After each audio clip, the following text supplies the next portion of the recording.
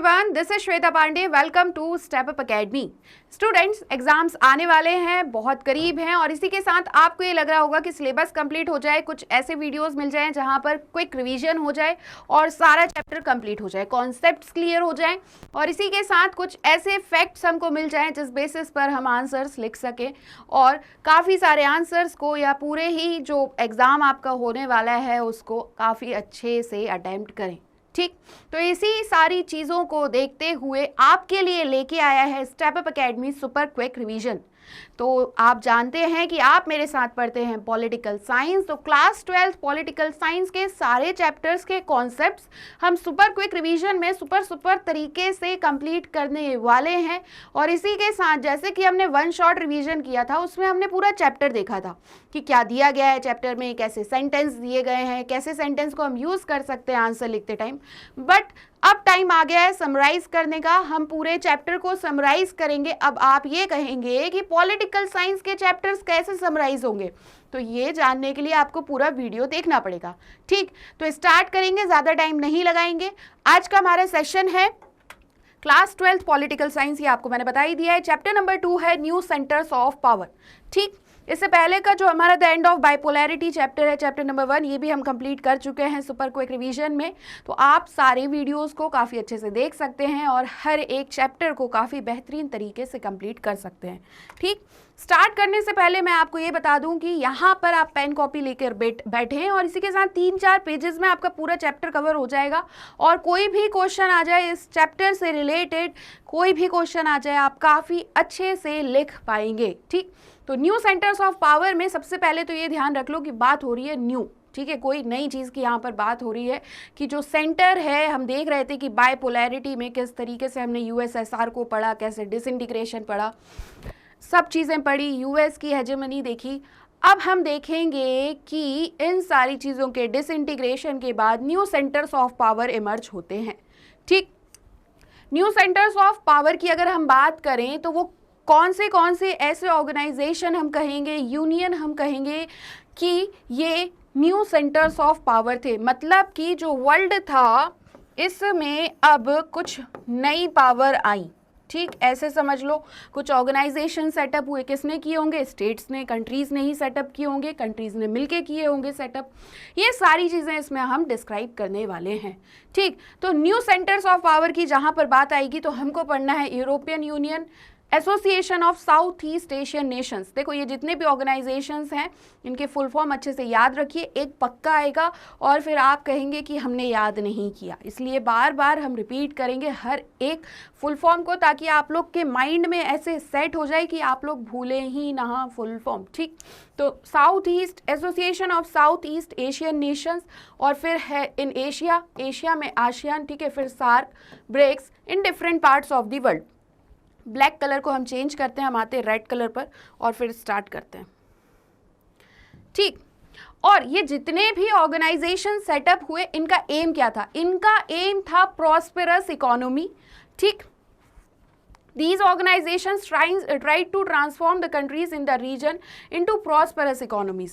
हर एक ऑर्गेनाइजेशन का एम क्या था, क्या करना चाह रहा था कि हम हमारी कंट्री को, हम हमारे क्षेत्र को, चाहे इंडिया हो, चाइना हो, कोई भी कंट्री हो, एशियन कंट्रीज़ हो, हम कोई भी कॉन्टिनेंट की कंट्री देखें, सबका एम सिर्फ यही था कि हमारे रीजन में प्रॉस्पेरस इकोनॉमी हो जाए, काफ़ी अच्छी इकोनॉमी हो जाए, सब यही चाहेंगे। ठीक, और दूसरी जगह हम देख रहे थे, एक साइड तो राइज हो रहा था इन ऑर्गेनाइजेशंस का।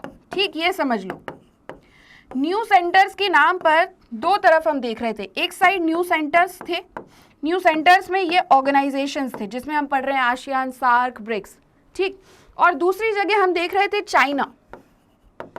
ठीक, चाइना का अपना इम्पॉर्टेंट रोल रहा है। चाइना ने अपनी इकोनॉमी को काफ़ी मतलब इतने अच्छे बेहतरीन तरीके से बनाया कि वर्ल्ड पॉलिटिक्स पे, अगर हम पूरे वर्ल्ड की बात करें तो ये वर्ल्ड में चाइना की इकोनॉमी का काफ़ी ज़्यादा इम्पैक्ट रहा।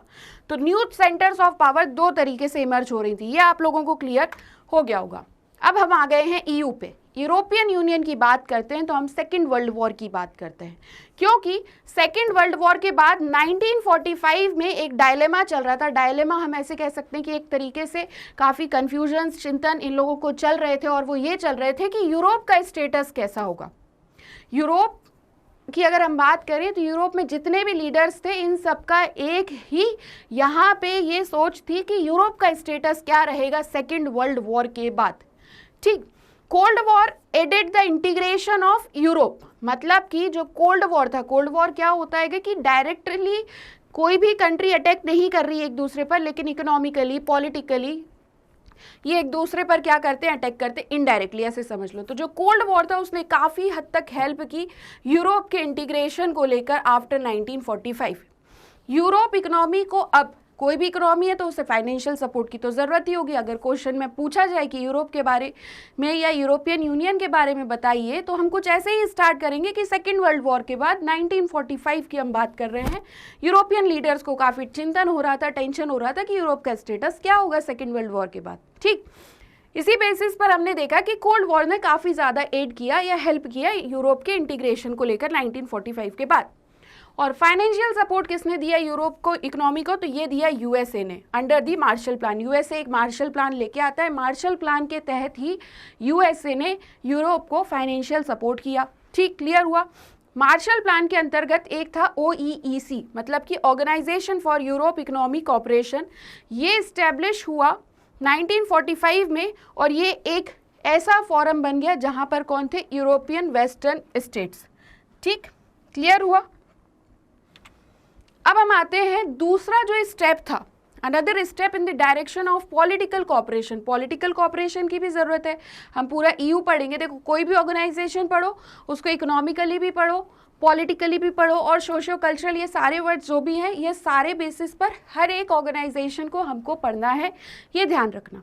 ठीक, आप चाहें तो एक पेन कॉपी लेकर बैठे साथ में, और नहीं बैठे हैं तो आप बाद में क्या करिए, ऐसे जो पेज है उस पर सारे ऑर्गेनाइजेशंस लिख लीजिए।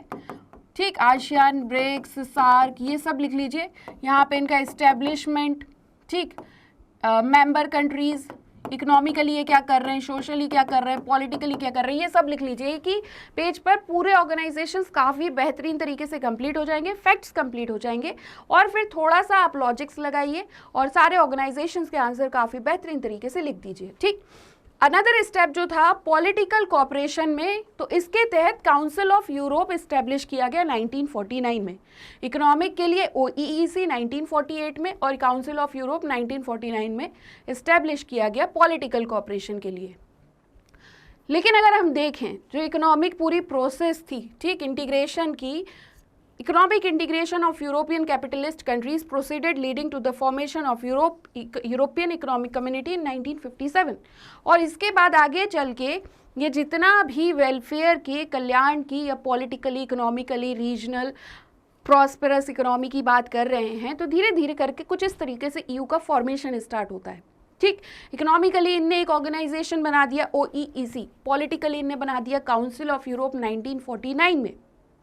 उसके बाद क्या हुआ, इकोनॉमिक इंटीग्रेशन की जो प्रोसेस थी उसमें कैपिटलिस्ट कंट्रीज ने क्या किया, यूरोपियन इकोनॉमिक कम्युनिटी बनाई 1957 में। ठीक, क्लियर हुआ यहाँ तक।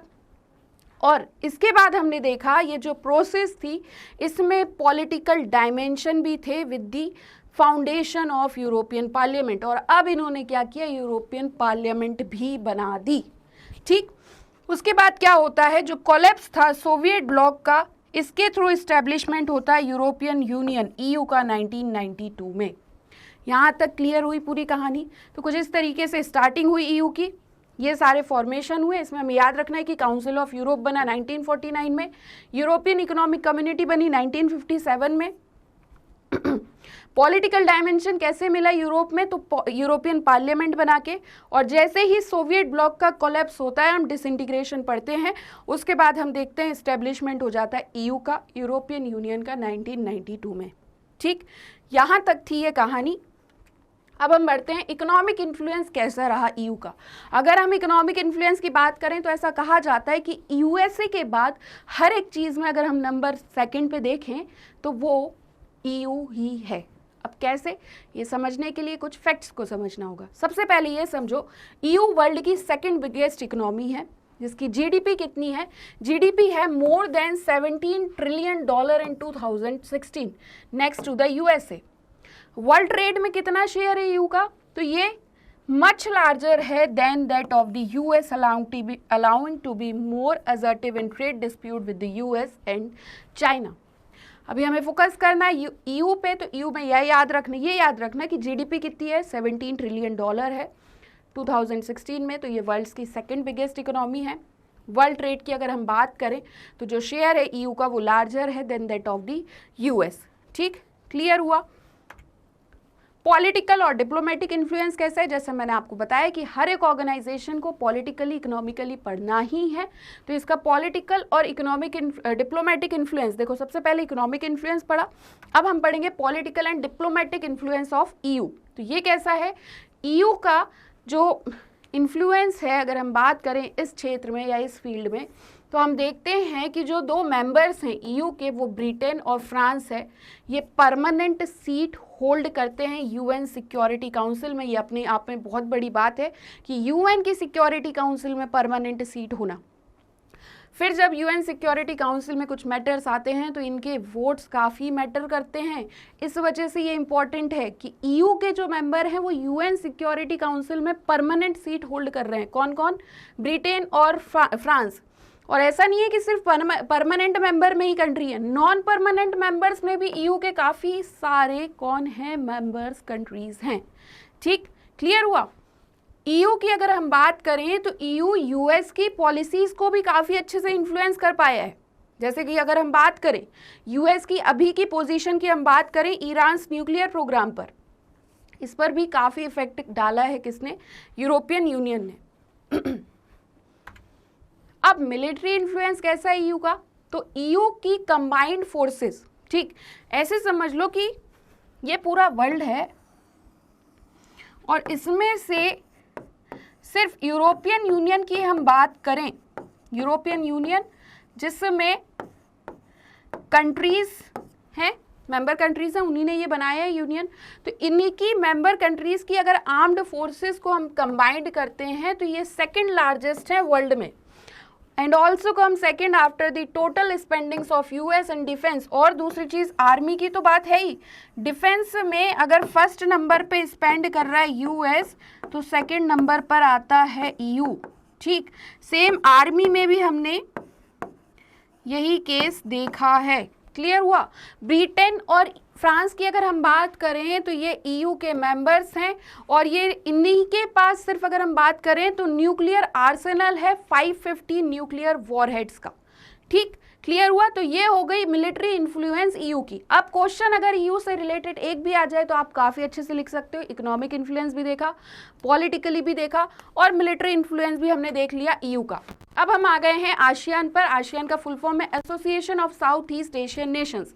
कब इस्टेब्लिश हुआ, फॉर्मेशन याद रखना है, मेंबर्स याद रखने हैं, ऑब्जेक्टिव्स याद रखने हैं और फंक्शंस याद रखने हैं। ठीक, और कुछ याद नहीं रखना है, इन्हीं सारी चीज़ों में से आएगा। मान लो एक करेक्ट द स्टेटमेंट आ गया और कह दिया कि करेक्ट करिए, 1967 की जगह 68 लिख दिया। अगर आपको फॉर्मेशन ईयर पता है तो आपको गलती नहीं होगी। तो आसियान का फुल फॉर्म याद रखो, association of south east Asian Nations, 1967 में बना है। कैसे बना, तो यहाँ पे आसियान डिक्लेरेशन साइन किया गया था। आसियान डिक्लेरेशन को ही बैंकॉक डिक्लेरेशन कहते हैं। किसने साइन किया था, तो जो इसकी फाउंडिंग कंट्रीज थी उन्हीं ने साइन किया था। कौन सी थी अगर हम बात करें तो Indonesia, Malaysia, Philippines, Singapore and Thailand. अब इसको याद करने की थोड़ी छोटी सी एक ट्रिक है। अगर आसियान मेंबर्स के फाउंडिंग मेंबर्स याद रखने हैं तो ऐसे याद रख लो, IMP इंपॉर्टेंट। ठीक, इंपॉर्टेंट कौन होंगे, फाउंडिंग मेंबर्स ही, और ST। ठीक, तो Indonesia, Malaysia, Philippines, Singapore and Thailand, इसे इंडिया मत समझ लेना। ठीक, ये पांचों कंट्रीज इसकी फाउंडिंग मेंबर्स थी। ओवर द ईयर्स जो ब्रूनेई, दारुसलम, वियतनाम, लाओ, PDR, म्यांमार, बर्मा, कंबोडिया, ये सब ज्वाइन करते हैं आसियान को और इसी के साथ इसकी स्ट्रेंथ हो जाती है कितनी, 10 मेंबर्स की। क्लियर हुआ यहाँ तक। तो EU के बारे में हमें कुछ ऐसे पढ़ना है। अब हम आते हैं देयरफॉर आसियान क्या है। अगर हम आसियान कंट्रीज़ की बात करें, अभी मैप पर हम आते हैं, हम अगर इस साइड के एरिया की हम बात कर रहे हैं और ये क्या होगा, ऐसे समझो रीजनल क्या होता है। मान लो साउथ अमेरिका की इतनी कंट्रीज़ हैं, इनमें से पेरू, बोलीविया, पराग्वे, अर्जेंटीना, इन्होंने कोई ऑर्गेनाइजेशन बना लिया और ये सबको देखते हुए वर्क कर रहे हैं।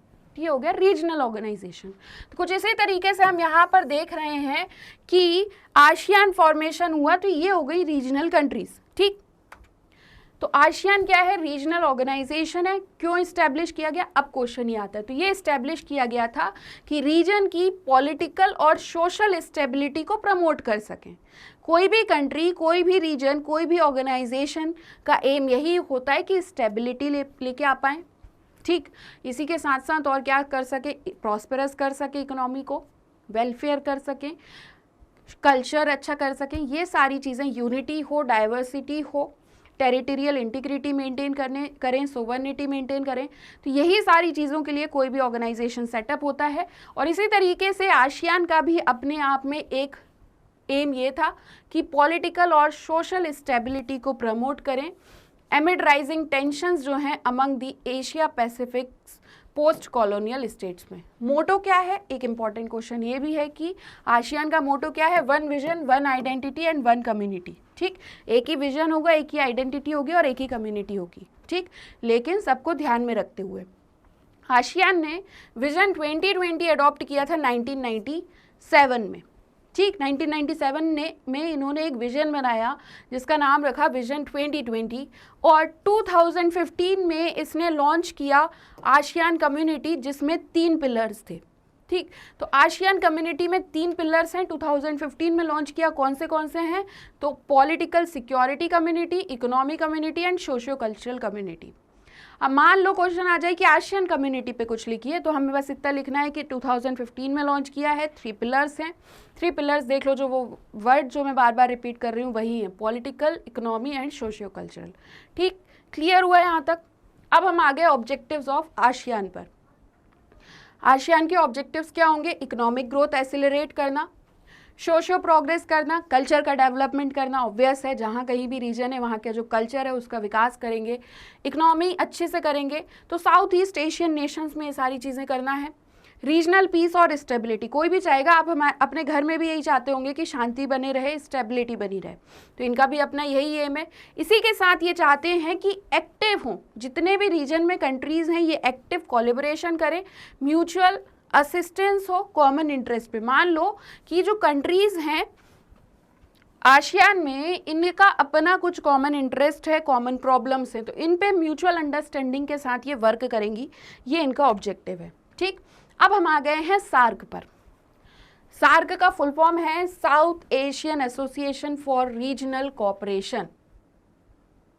देखो इसमें क्या किया गया था, इसे एस्टेब्लिश करने के लिए सार्क चार्टर को साइन किया गया, कहाँ पर, ढाका में 8 दिसंबर 1985 को। ठीक, आसियान हमने 1967 में देखा, EU हमने 1992 में देखा।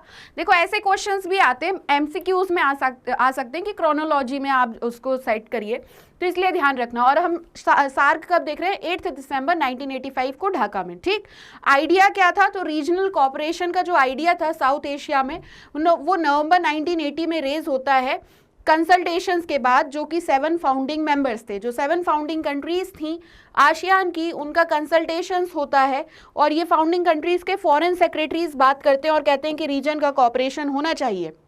कौन कौन सी कंट्री थी इसमें, तो Bangladesh, Bhutan, India, Maldives, Nepal, Pakistan and Sri Lanka. First time ये कहाँ पर मिलते हैं, कोलंबो में, अप्रैल 1981 में। ठीक, अब अगर हम सार्क की ही बात कर रहे हैं और मेंबर कंट्रीज याद करनी है, तो इंडिया को आप मेन पॉइंट बना लो।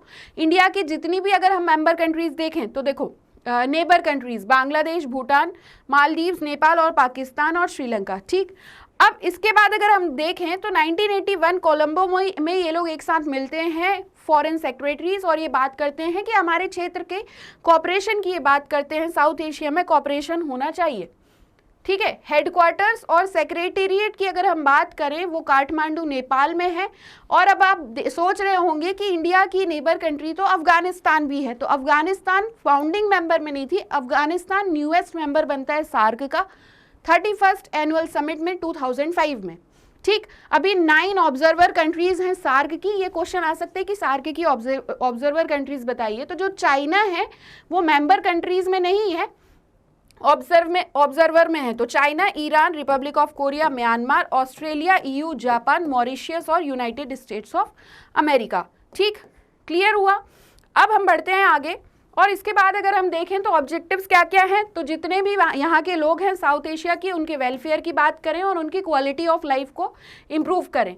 हर एक पॉइंट ऑब्जेक्टिव्स में ऑर्गेनाइजेशन में ये ज़रूर मिलेगा। Accelerate economic growth, social progress करें और कल्चरल डेवलपमेंट पर करें। ठीक, उसी के बाद जो कलेक्टिव सेल्फ रिलायंस है साउथ एशिया की कंट्री का, उसे प्रमोट करें और स्ट्रेंथन करें।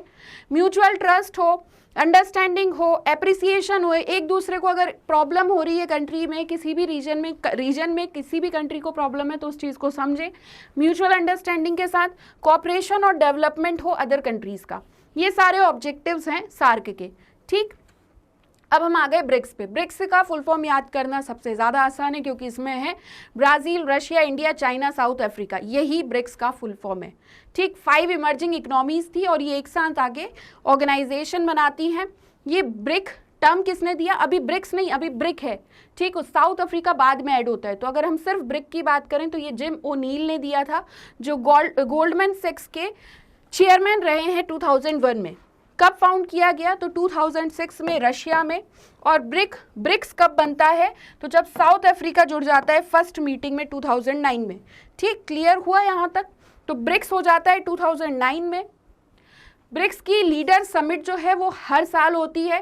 12th कॉन्फ्रेंस, अच्छा कॉन्फ्रेंस कैसे होंगी? जैसे अकॉर्डिंग नेम लिखा हुआ है, मान लो पहली हुई रशिया में तो फिर होगी इंडिया में, फिर चाइना में, फिर साउथ अफ्रीका में, फिर ब्राज़ील में, फिर ब्राज़ील में हुई तो रशिया, इंडिया, चाइना, ऐसे करके ये एक्रोनिम के थ्रू चलती रहती हैं सारी कॉन्फ्रेंसेस। तो जो 12th कॉन्फ्रेंस हुई थी ब्रिक्स की वो रशिया में हुई 2020 में। अगर हम देखें तो 2021 में कहाँ होगी? इंडिया में। 2022 में कहाँ हुई होगी? चाइना में। और 2023 में कहाँ होगी? साउथ अफ्रीका में। 12th कॉन्फ्रेंस को चेयर किसने किया? तो रशियन प्रेसिडेंट व्लादिमीर पुतिन ने। ठीक, जो की ऑब्जेक्टिव्स थे ब्रिक्स के वो भी कॉपरेट और डिस्ट्रीब्यूट करना म्यूचुअल इकोनॉमिक बेनिफिट्स को मेंबर्स में, और इंटरनल पॉलिसीज में नॉन इंटरफेरेंस रहेगा हर एक नेशन और म्यूचुअल कम्युनिटी के साथ, म्यूचुअल इक्वालिटी के साथ। इम्पॉर्टेंट क्या है ब्रिक्स का इंडिया के लिए? तो इंडिया ब्रिक्स को कलेक्टिव स्ट्रेंथ के साथ काफ़ी अच्छे से बेनिफिट कर सकता है। अगर हम इंडिया की बात करें तो India remains engaged with the other BRICS countries on its NSG membership। NSG membership पर भी एंगेज रहता है इंडिया। उसके बाद अगर हम बात करें तो कंसल्टेशन, कोऑपरेशन करके इकोनॉमिक इश्यूज़ पे, म्यूचुअल इंटरेस्ट के साथ और ग्लोबल इश्यूज़ पर, इन सारी चीज़ों पे काफ़ी अच्छे से इंडिया रोल प्ले करता है। अब हमारा नेक्स्ट टॉपिक था ब्रिक्स सिलेबस के, नेशंस सिलेबस के अकॉर्डिंग। तो कुछ नेशंस यहाँ पर पढ़ने हैं हमको। सोवियत यूनियन के डिसइंटीग्रेशन के बाद काफ़ी सारे नेशंस इमर्ज होते हैं ग्लोबल पावर में 21st सेंचुरी में। जैसे अगर हम रशिया की बात करें तो रशिया काफ़ी अच्छे से स्ट्रॉन्ग सक्सेसर बनता है यूएसएसआर का। मतलब कि जो यूएसएसआर या सोवियत सिस्टम का हम डिसइंटीग्रेशन देखें तो यहाँ पे यूएसएसआर का सक्सेसर कौन बन जाता है? रशिया। यूएन में जो यूएसएसआर की सीट रहती है वो भी किसे मिल जाती है? रशिया को। तो रशिया सक्सेसर स्टेट बनता है। उसके अलावा अगर हम बात करें इंडिया, इजराइल, ये भी पावरफुल और इम्पॉर्टेंट नेशंस बनते हैं 21st सेंचुरी को के। और चाइना को हम स्ट्रॉन्ग इमर्जिंग इकोनॉमी देख सकते हैं 1978 से। ठीक, अब हम आ गए रशिया पर। तो रशिया स्ट्रॉन्ग सक्सेसर रहा है यूएसएसआर का, that is union of Soviet socialist Republic. जब सोवियत सिस्टम का डिसोल्यूशन होता है 1980s और 1990s के अर्ली में।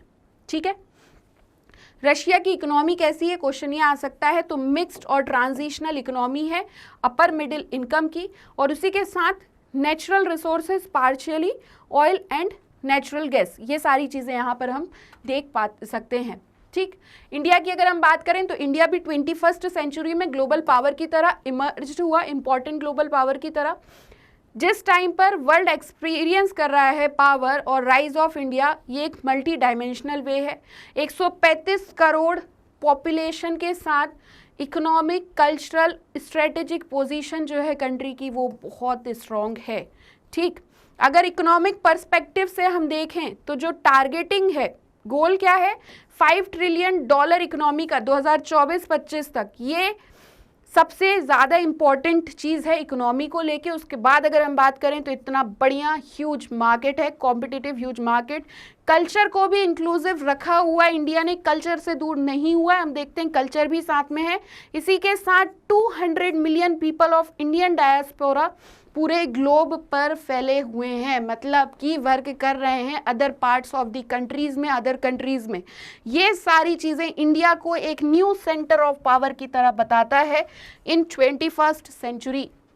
अब हम आ गए इजराइल पर, ठीक। तो इजराइल भी one of the most powerful nation है 21st सेंचुरी में, साइंस और टेक्नोलॉजी की फील्ड में, डिफेंस और इंटेलिजेंस की फील्ड में। Israel new Heights of global political standing पर आया है। किस बेसिस पर? डिफेंस पावर पर, टेक्नोलॉजी, इनोवेशन, इंडस्ट्रियलाइजेशन, ये सारे वर्ड्स होते हैं जब भी हमें किसी कंट्री के न्यू पावर्स की बात करनी हो या ये बात करनी हो कि किस तरीके से डेवलप हो रहा है, इकोनॉमिक पर्सपेक्टिव से कैसे प्रॉस्परस हो रहा है। तो जैसे हमने इंडिया का देखा कि इतनी सारी पॉपुलेशन के साथ ह्यूज मार्केट है, इंटेंसिव कल्चर है, पॉपुलेशन जो है across all part of the globe work कर रही है। वहीं अगर हम इजराइल में देखें तो defence power, technology, innovation, industrialisation, जिस तरीके से ये सारी चीज़ें, and Arab dominated West Asian politics in particular, ये सारी चीज़ों की वजह से इजराइल काफ़ी अच्छी कंट्री है, ठीक। चाइना की अगर हम बात करें तो चाइना की इकोनॉमिक सक्सेस हम 1978 से देखते हैं। जब से ही चाइना एक ग्रेट पावर की तरह राइज होता है। चाइना की क्या खासियत है? तो ये फास्टेस्ट ग्रोइंग इकोनॉमी है, इसकी इकोनॉमी काफ़ी बेहतरीन तरीके से बहुत फास्ट वे में ग्रो कर रही है। जब से ही यहाँ पर रिफॉर्म्स स्टार्ट हुए, सुधार स्टार्ट हुए, चाइना इकोनॉमिक पावर रही है 1978 से, और ये एस्टीमेट किया गया है कि चाइना ओवरटेक कर देगा यूएस को as the world largest economy by 2040, ठीक। Newly economic policy of China question आ सकता है। तो जो मेजर पॉलिसी डिसीजंस लिए गए चाइना में वो 1970 में लिए गए चाइनीज लीडरशिप के द्वारा।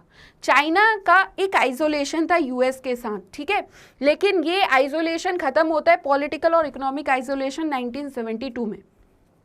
प्रीमियर जाओ एंड लाई यहाँ पर 4 मॉडर्नाइजेशंस की बात करते हैं, वो थे agriculture, industry, science and technology and military 1973।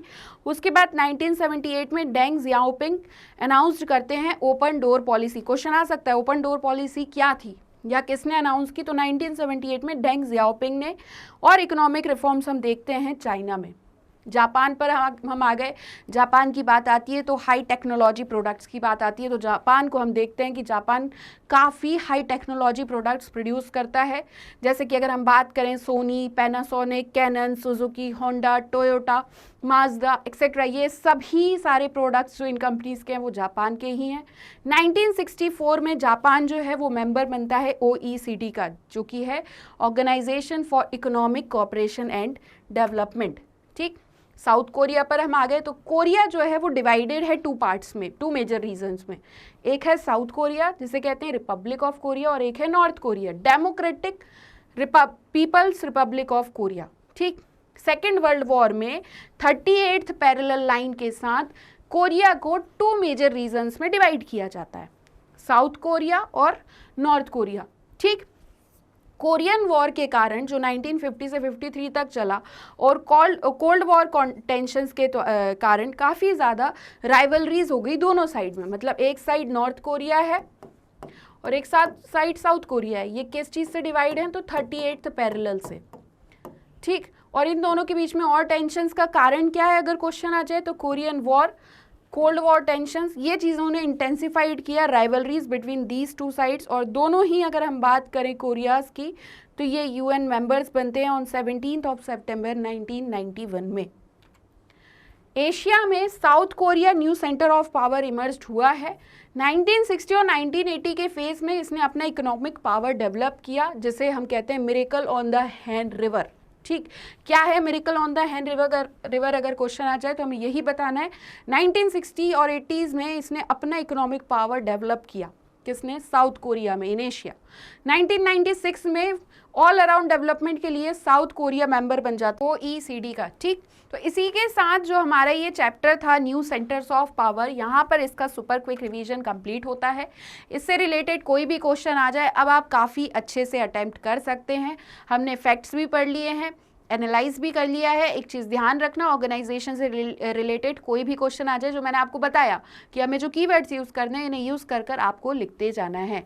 ठीक, आने वाले सेशन में हम नेक्स्ट चैप्टर का सुपर क्विक रिवीजन और अच्छे से करेंगे। इसी के साथ अगर कोई डाउट है आपको तो आप कमेंट सेक्शन में बिल्कुल पूछ सकते हैं। ठीक, और इससे ज़्यादा वीडियोज़ अगर आप देखना चाहते हैं तो आप हमारी वेबसाइट पर भी विजिट कर सकते हैं।